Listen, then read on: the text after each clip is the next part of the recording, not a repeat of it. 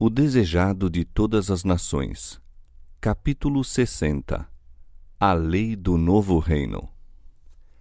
Aproximava-se o tempo da Páscoa e novamente se dirigiu Jesus para Jerusalém. Reinava em seu coração a paz de uma perfeita unidade com a vontade do Pai e com passo decidido avançava para o lugar do sacrifício. Dos discípulos, porém, apoderava-se um sentimento de mistério, de dúvida e temor. O Salvador ia adiante deles, e eles maravilhavam-se e seguiam-no atemorizados. Novamente chamou Cristo os 12 para junto de si e, mais positivamente que nunca, revelou-lhe sua entrega e seus sofrimentos. Eis, disse ele, que subimos a Jerusalém e se cumprirá no Filho do Homem tudo o que pelos profetas foi escrito, pois há de ser entregue às gentes e escarnecido, injuriado e cuspido. E havendo-o açoitado, o matarão, e ao terceiro dia ressuscitará. E eles nada disto entendiam, e esta palavra lhes era encoberta, não percebendo o que se lhes dizia. Não haviam eles, exatamente antes disso, proclamado por toda parte: o reino de Deus está às portas? Não asseverava o próprio Cristo que muitos se assentariam com Abraão e Isaque e Jacó no reino de Deus? Não prometera a todo aquele que houvesse abandonado tudo por amor dele 100 vezes mais nesta vida e parte no seu reino? E não dera aos 12 a promessa especial de posições de alta honra em seu reino, sentarem-se em tronos julgando as 12 tribos de Israel? Ainda agora dissera que haveriam de cumprir-se todas as coisas escritas nos profetas a seu respeito. E não tinham eles predito a glória do reino do Messias? Em face desses pensamentos, pareciam vagas e obscuras suas palavras acerca da traição, perseguição e morte. Fossem quais fossem as dificuldades que sobreviessem, acreditavam que o reino se haveria de estabelecer em breve. João, o filho de Zebedeu, fora um dos primeiros discípulos que haviam seguido a Jesus. Ele e seu irmão Tiago tinham feito parte do primeiro grupo que tudo deixara por seu serviço. Com prazer abandonaram o lar e os amigos para estar com ele. Com ele andaram e conversaram, estiveram com ele na intimidade da casa e nas assembleias públicas. Ele lhes aquietara os temores, libertara-os dos perigos, aliviara-lhes os sofrimentos, confortara-os nos dissabores e com paciência e bondade os instruíra até que seu coração parecia ligado ao dele e no ardor de seu afeto desejavam estar mais achegados a ele em seu reino. Em todas as oportunidades, João procurava lugar junto do Salvador e Tiago desejava ser honrado com uma ligação igualmente íntima com ele. Sua mãe era seguidora de Cristo e servia-o liberalmente com seus meios.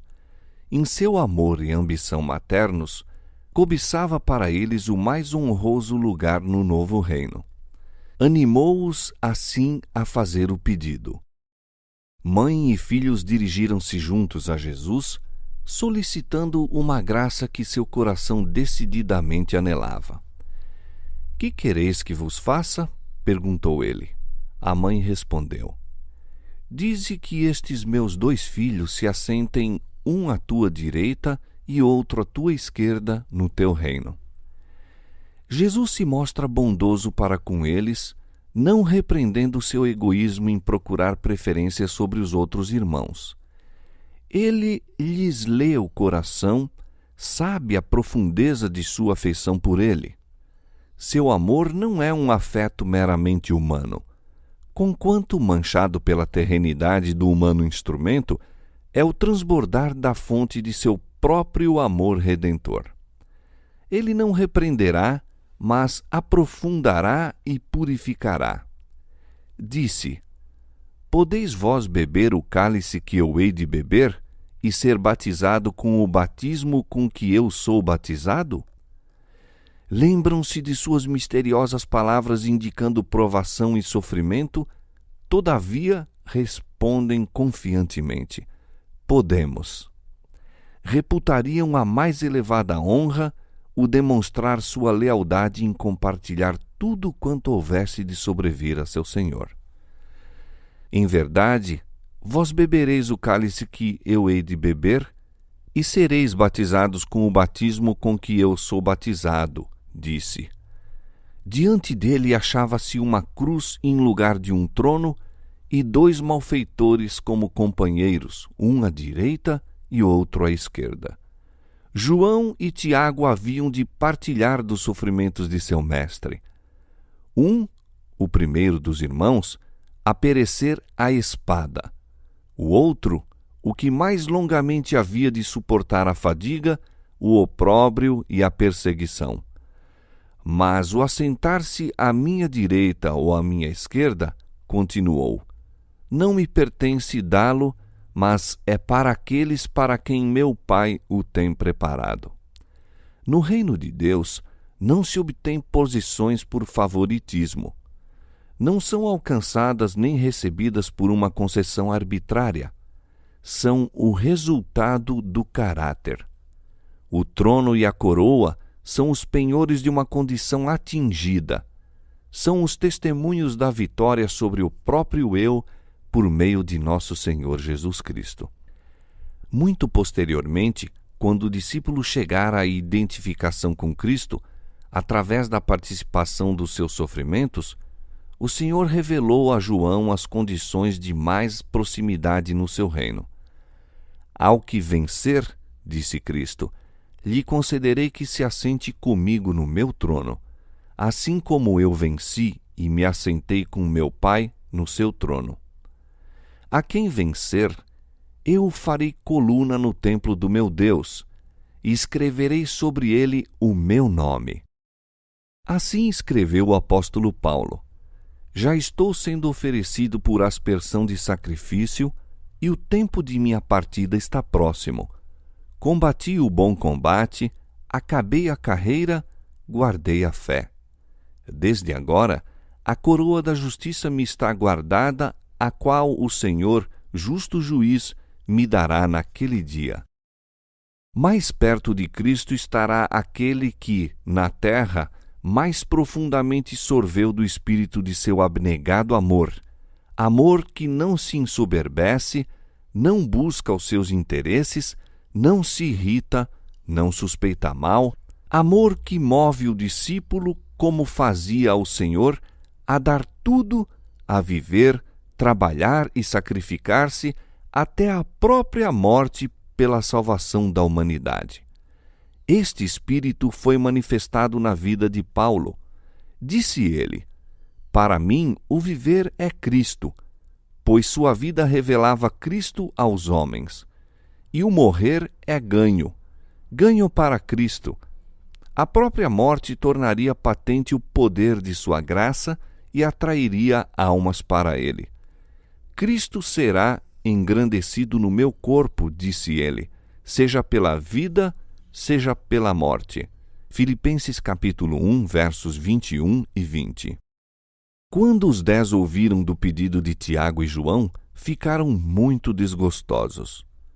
O mais elevado lugar no reino era exatamente o que cada um deles buscava para si mesmo, e zangaram-se porque os 2 discípulos lhes houvessem obtido aparente vantagem. Novamente o conflito acerca de quem deveria ser o maior estava a ponto de se renovar, quando Jesus, chamando-os para si, disse aos indignados discípulos: sabeis que os que julgam ser príncipes das gentes, delas se assenhoreiam, e os seus grandes usam de autoridade sobre elas. Mas entre vós não será assim. Nos reinos do mundo, a posição implicava em engrandecimento próprio.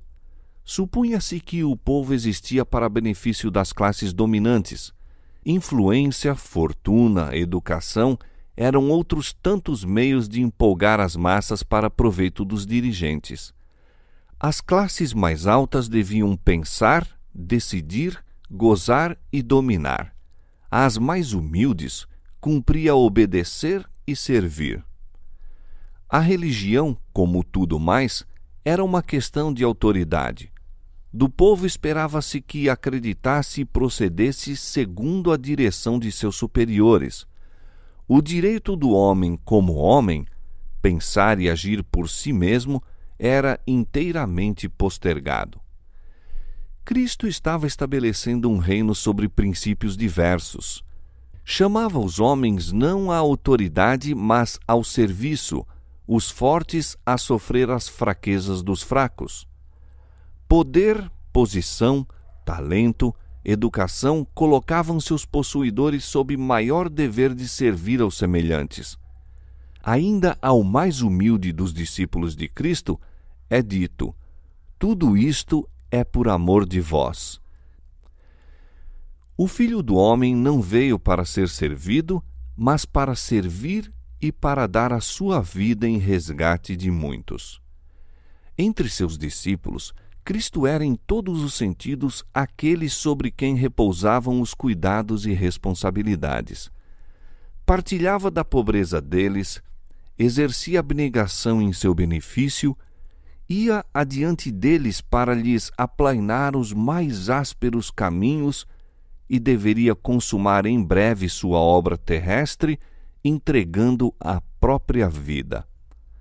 O princípio sobre que ele agia deve atuar nos membros da Igreja, que é seu corpo.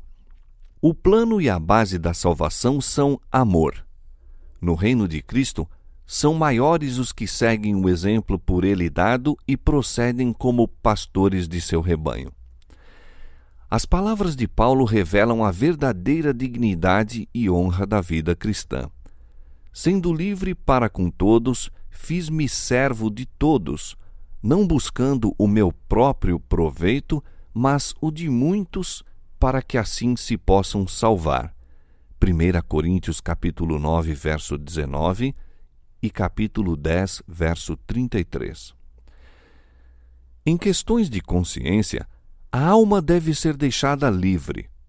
Ninguém deve controlar o espírito de outro, julgar por outro ou prescrever-lhe o dever. Deus dá a toda a alma a liberdade de pensar e seguir suas próprias convicções. Cada um de nós dará conta de si mesmo a Deus. Romanos 14, 12. Ninguém tem direito de imergir sua individualidade na do outro. Em tudo quanto envolve princípios, cada um esteja inteiramente seguro em seu próprio ânimo. No reino de Cristo não há nenhuma orgulhosa opressão, nenhuma obrigatoriedade de costumes.